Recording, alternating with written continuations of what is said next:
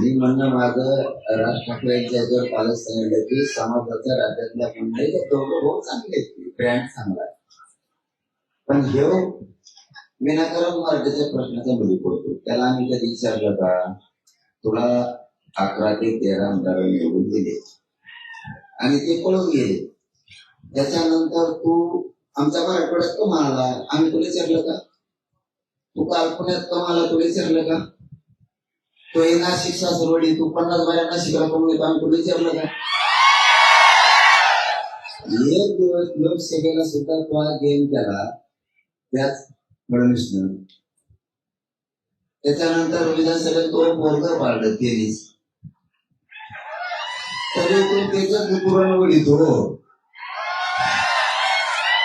पोरग पाडलं की म्हणजे हे राज ठाकरेमध्ये असं आहे, मानाला भुकालेलं पोरग आहे.